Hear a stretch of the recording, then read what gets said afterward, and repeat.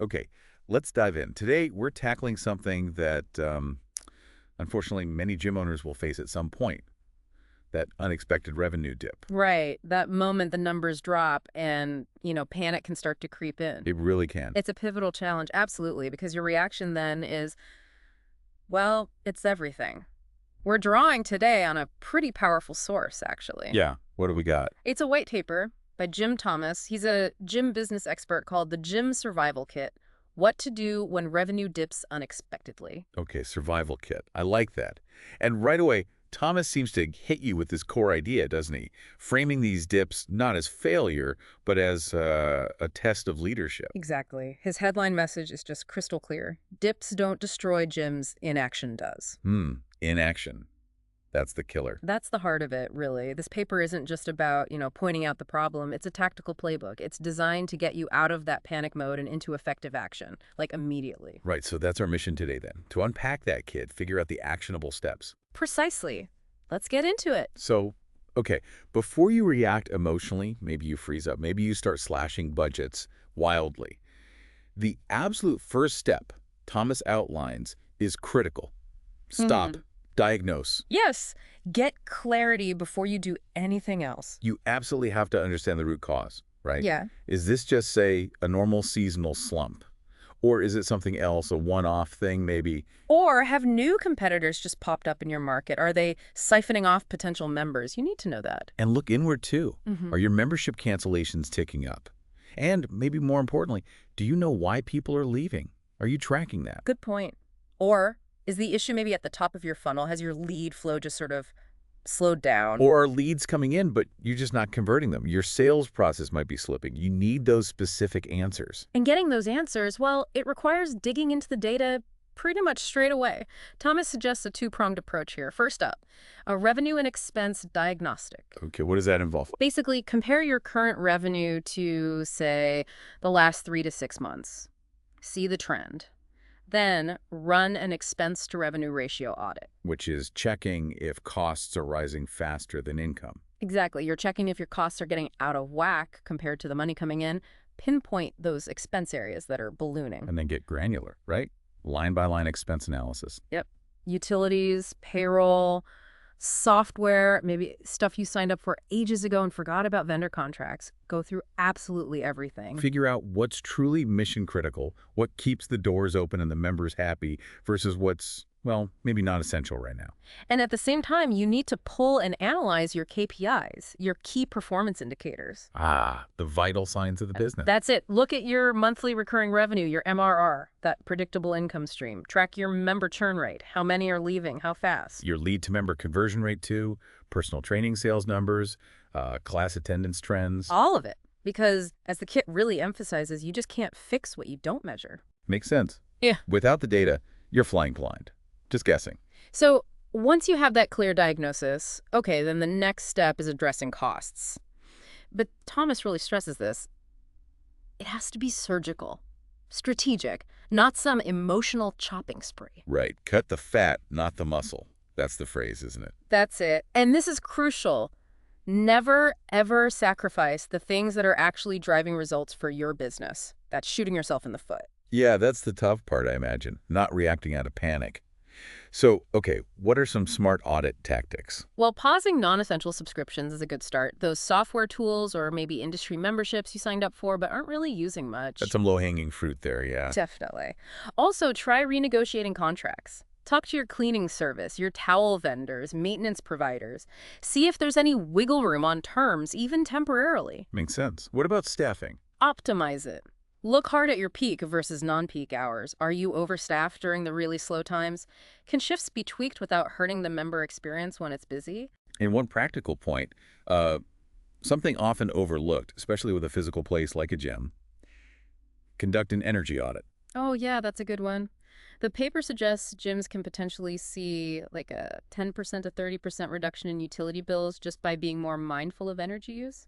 Simple changes sometimes. And that could add up. Now, there's a pro tip in this section from Thomas that feels a bit counterintuitive when cash is tight. Ah, the marketing budget one. Yeah, he says, never slash your marketing budget entirely. Right. His point is crucial. Refocus it instead. Shift spending to high-impact, low-cost channels, cutting marketing completely when you're down.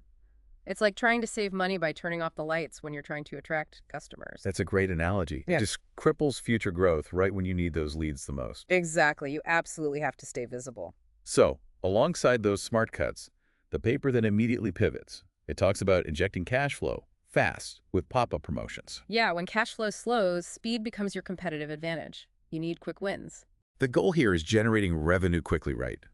With urgent, value-packed offers. Totally. The kit gives several high-converting ideas, like a flash sale week, something punchy like join for $1, or maybe free PC bundle with sign up this weekend only.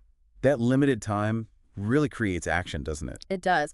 Or leverage your existing members. A bring a friend challenge. You reward both the member and the guest when the friend signs up, maybe with gym merch or some bonus services. What about a VIP weekend upgrade? Yeah, offer exclusive incentives for current members to jump to a premium tier, but just for a short window. Creates a bit of FOMO. And definitely don't forget past members, a past member comeback deal. Oh yeah, like a "we miss you, get 30 days free when you rejoin, offer ends Friday" type message. And using SMS and email lists is obviously key here for getting these urgent offers out fast. Absolutely. Target the right people quickly. Speaking of past members, the source makes a really strong point here. It says your absolute most affordable leads. They're the ones who already know you. Maybe they trained with you before. They already trust you. They're warm leads. The lowest hanging fruit for new revenue, often. So this is about reactivating those past members and also prospects who maybe showed interest but never actually joined. Right. And the first step is segmenting your CRM database. Your customer relationship management system. Your big list of contacts. Exactly. Pull out lists of, say, canceled members from the last year or so, prospects who maybe took a tour but didn't sign up, and even current members who've just gone quiet become inactive. Okay, so you segment them. Then what? Then you launch targeted campaigns, email, text messages. The message is pretty simple. We miss you. Here's a great reason to come back. The paper gives examples like 30 days on us if you reactivate before Friday. Or get back to your goals, 50% off your first month, something compelling. And it also mentions not underestimating personalized phone outreach. Right, especially during staff downtime. Definitely. A simple call. Just check in, see how they're doing, maybe offer a free goal-setting session to kind of, reignite their interest. It's that human connection. It often works better than just a generic email. That makes a lot of sense. Now, one area I found particularly interesting was how the paper talks about expanding revenue without needing loads of brand new members. Ah, yes. Focusing on your existing community. They represent the fastest path to new income, as the source puts it. It's all about providing more value, making things convenient for them, encouraging upgrades. Exactly. The principle is pretty straightforward. The easiest way to grow revenue is often to deepen the value you provide to your current clients. They already trust you. They're already coming through the door. Right. So quick monetization wins here could include things like short-term challenges, a 4-week weight loss challenge, maybe a strength boot camp. They add value, create excitement, and generate quick revenue pop. A retail push is another one mentioned. Simple but effective.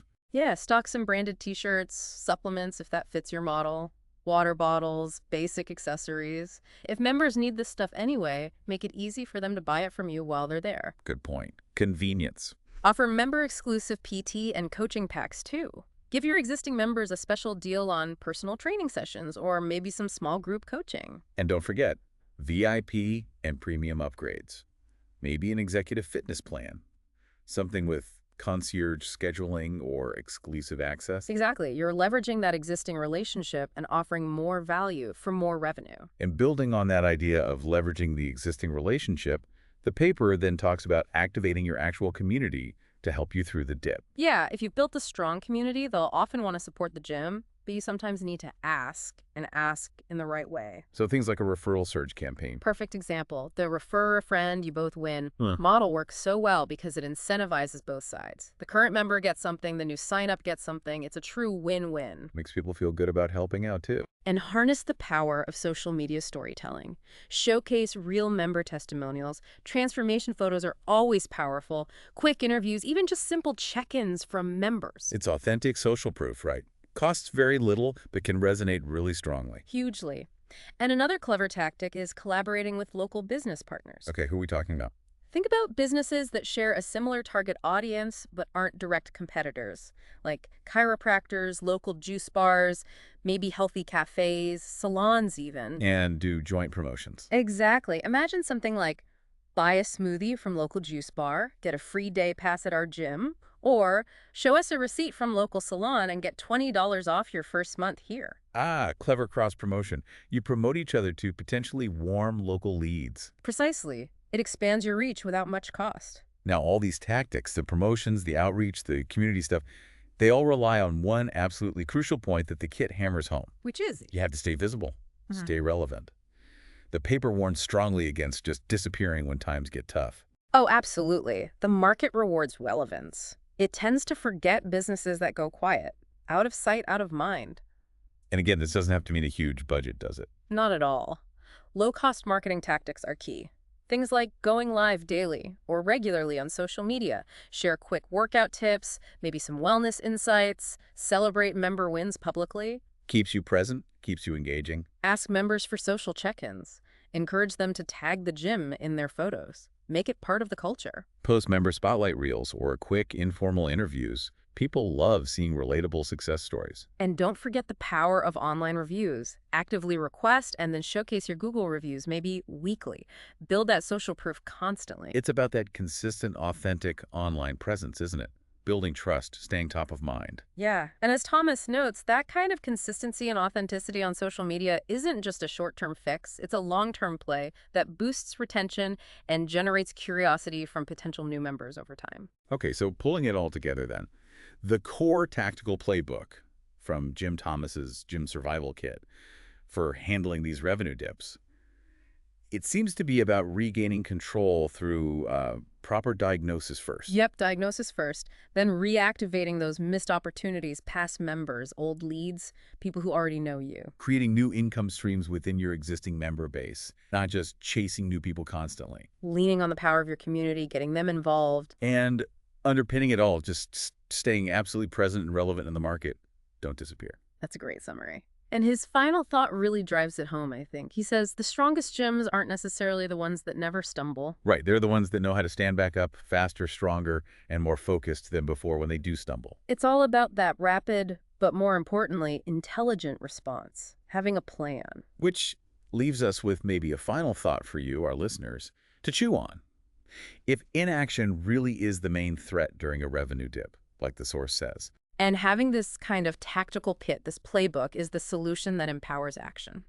then how might proactively implementing some of these diagnostic checks, or maybe even some of those fast win strategies, before a dip even occurs, how might that fundamentally change how resilient your business is to whatever challenges come next? Something to think about. Being proactive, not just reactive.